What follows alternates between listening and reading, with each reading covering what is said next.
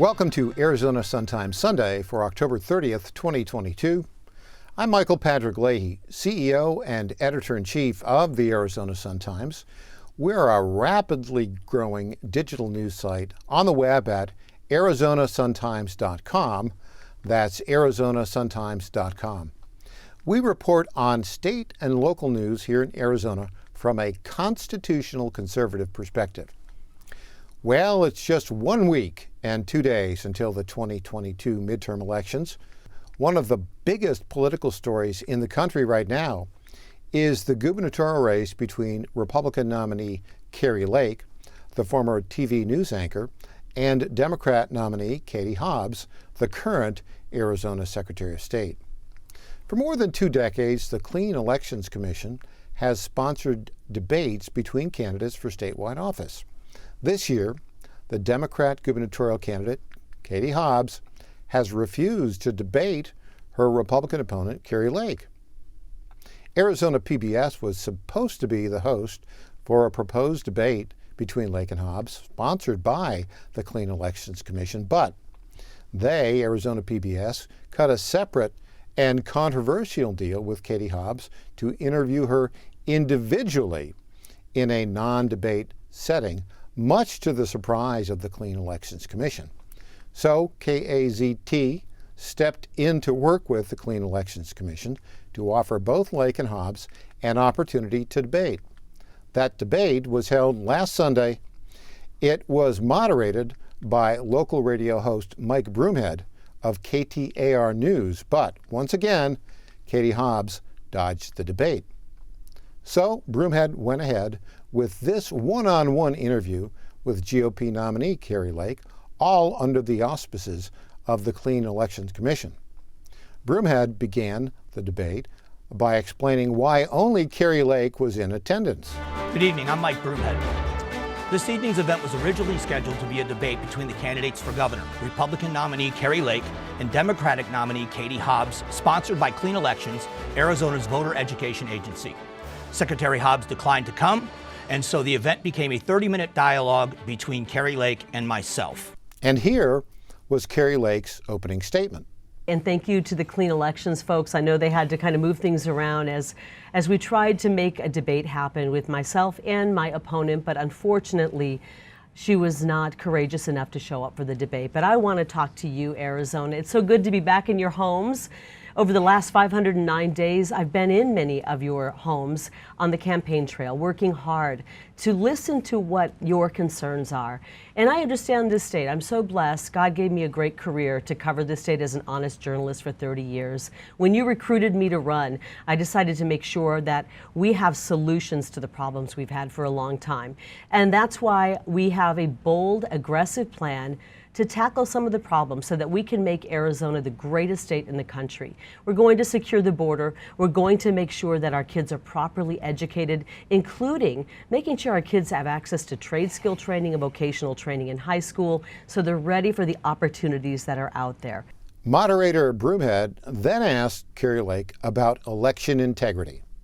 Recently, you made a statement and said, when I'm governor, we're going to make sure that we have honest elections. Yep. What is it going to take to satisfy you that Arizona has honest and fair elections? That's a great question, and I have not shied away from that question. When I was on the campaign trail, I said 509 days on the campaign trail. That's a top issue for Arizonans.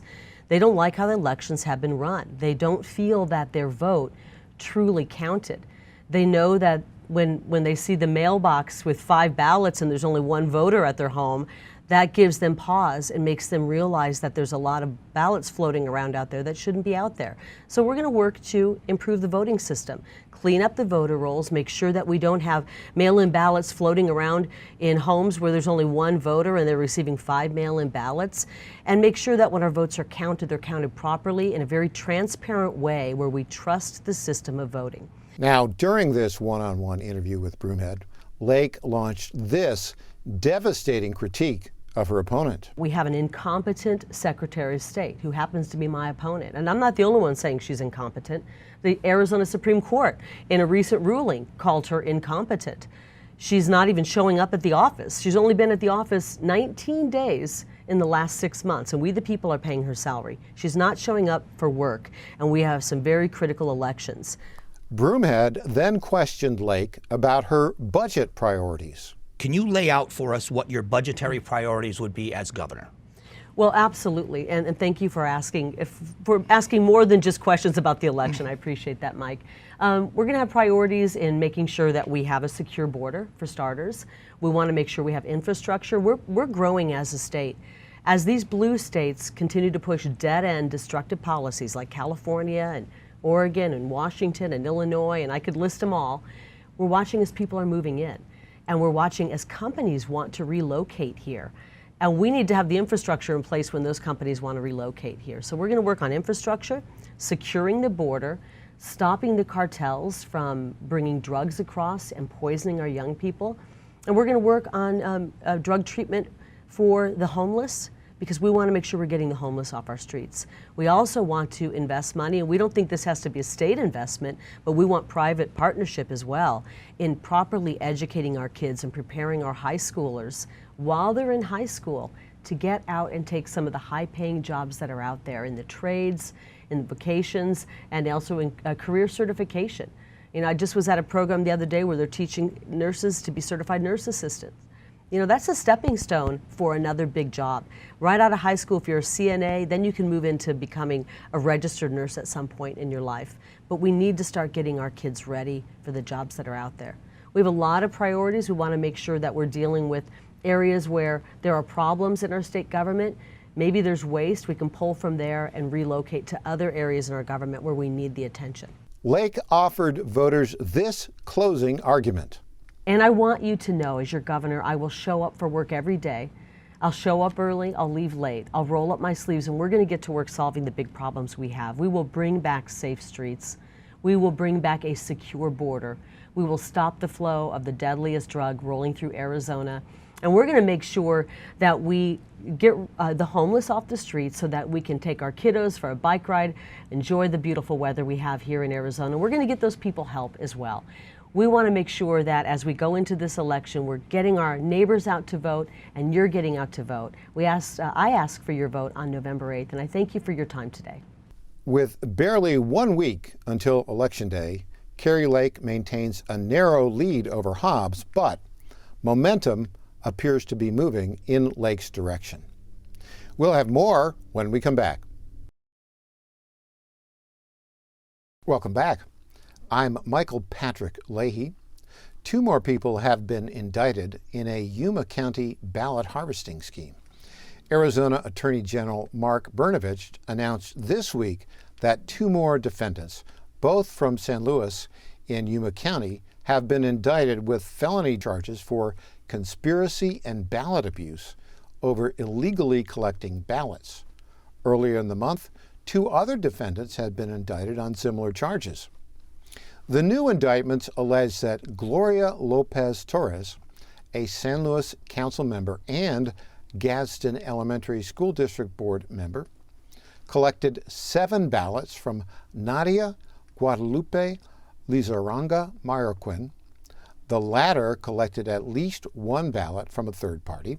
The women put all the ballots in a ballot drop box on August 4th, 2020 for the city's municipal election.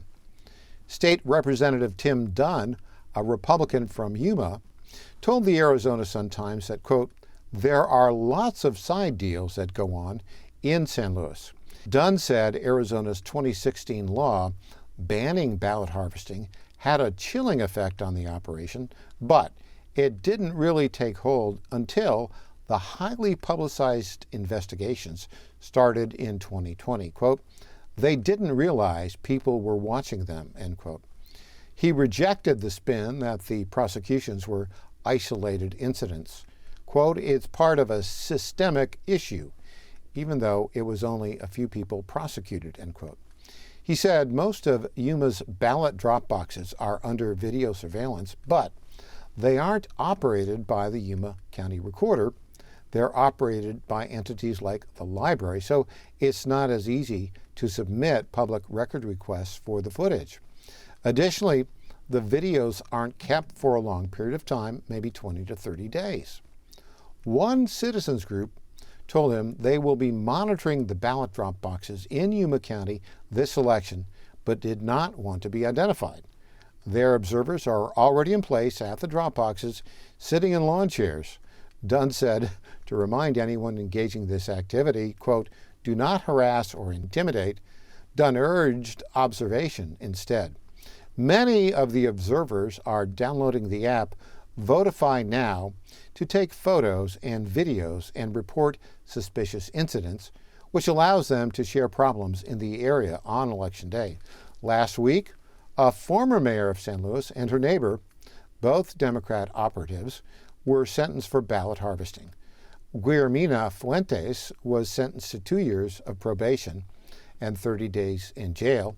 Two men who caught some of the ballot harvesting during the city's elections with hidden cameras were Gary Garcia Snyder and David Lara. They said during a radio interview with Sergio Arellano that they launched the sting in response to widespread ballot harvesting taking place in the county. Quote, "San Luis is ground zero as far as voter fraud goes," Lara said. "That's where it started in 1997. It has spread through the state, and it was perfected in San Luis." He also said, "It got to the point where state candidates down the Democratic ticket would come to San Luis actually to learn how it was done, and then it spread." Lara predicted during the interview, quote, which aired a year ago, that San Luis voter fraud was so significant that the small town would become nationally known. He said he's known about the ballot harvesting for 20 years, beginning when he first began running for office and encountered it.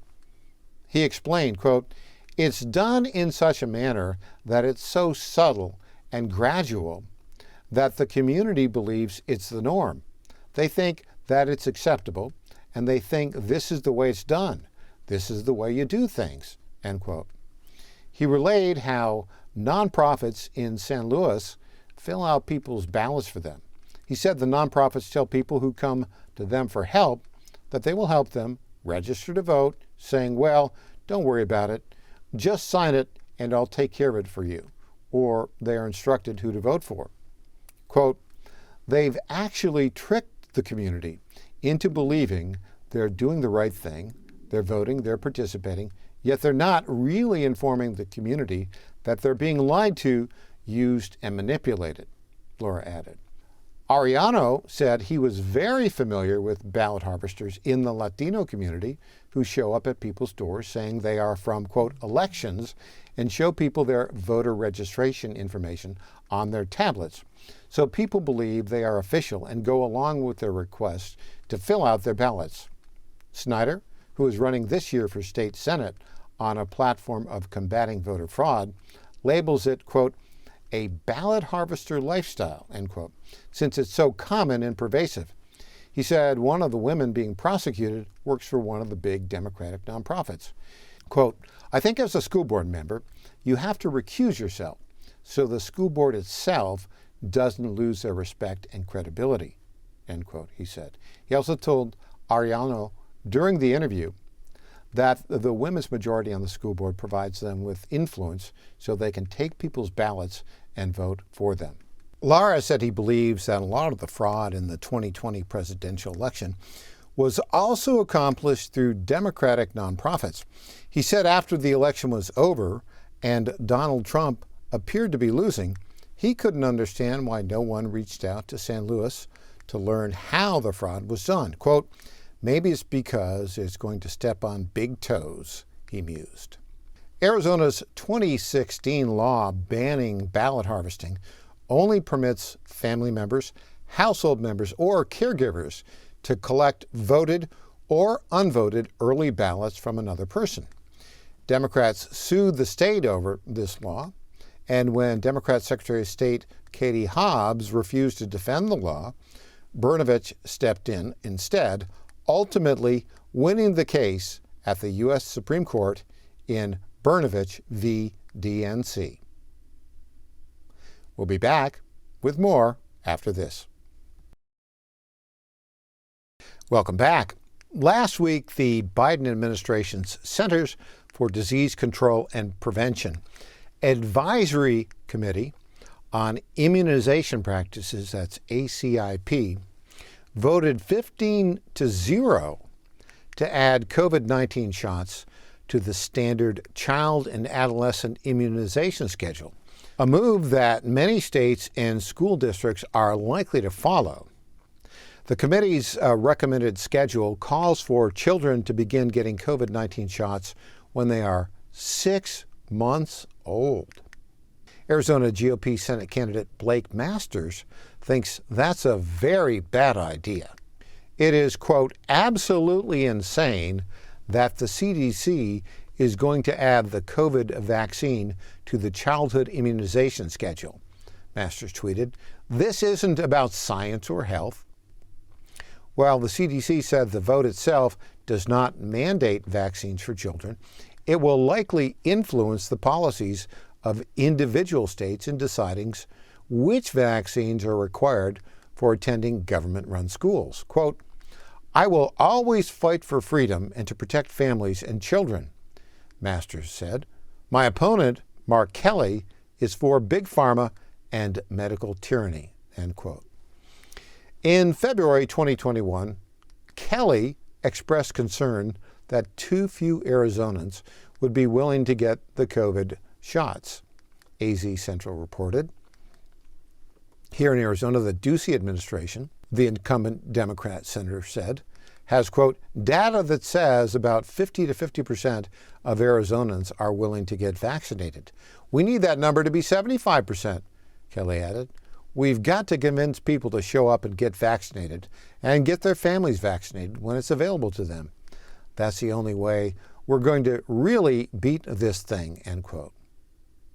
Last week, a top-level Pfizer executive admitted to a European Parliament committee that her company did not even test its COVID shot for whether it could prevent transmission of the virus before it was placed on the market, and then mandated in many sectors of countries throughout the world. The extent to which in the United States the Biden administration has collaborated with Big Pharma and Big Tech to push for vaccine compliance has become increasingly apparent as more healthcare leaders who have warned of the safety issues and lack of effectiveness of the mRNA shots have been blocked from social media platforms.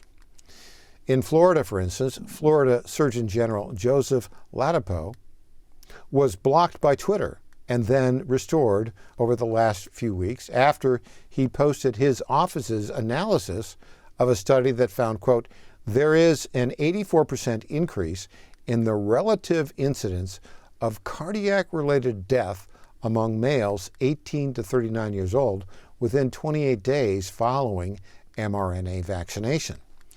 Individuals with pre-existing cardiac conditions, such as myocarditis, should take particular caution when considering vaccination and discussing with their healthcare provider, the guidance states. With a high level of global immunity to COVID-19, the benefit of vaccination is likely outweighed by this abnormally high risk of cardiac-related death among men in this age group, the statement continues. The state Surgeon General now recommends against the COVID-19 mRNA vaccines for males age 18 to 39 years old, emphasizing this in bold type. Twitter initially blocked Ladapo's tweet, saying the information presented in it is misleading. We'll be back with more after this. Welcome back. Arizona Attorney General Mark Brnovich and 18 other state attorneys general, all Republicans, want answers from some of the largest banks in America about their role in a United Nations emissions reduction program. The attorneys general served 6 of the largest American banks earlier this month with civil investigative demands. The demands asked for documents related to the bank's involvement with the United Nations Net Zero Banking Allowance, which requires member banks to set emissions reduction targets in their lending and investment portfolios to reach net zero by 2050.